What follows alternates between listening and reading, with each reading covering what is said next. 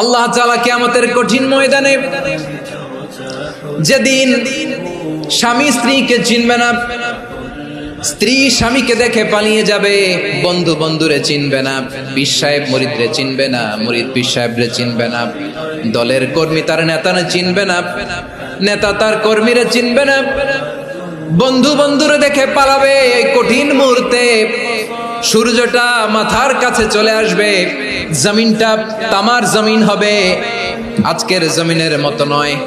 মানুষ ঘর্মাক্ত, ক্লান্ত, শ্রান্ত মাথার মগজগুলো কানের ছিদ্র আর নাকের ছিদ্র দিয়ে বেয়ে বেয়ে পড়বে।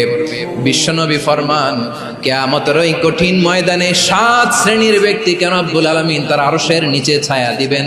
তার মধ্যে প্রথম শ্রেণীর ব্যক্তি হলো ইমামুন আদিল, যে ইনসাফের সাথে বিচার করে, যে জাস্টিস সমাজে সার্ভ করে, যে সুশাসন নিশ্চিত করে, ওই ইমামুন আদিল। আদিল শব্দটা বুঝছেন না? ইন্নাল্লাহা ইয়া'মুরু বিল আদল, পাইছেন? আদিল।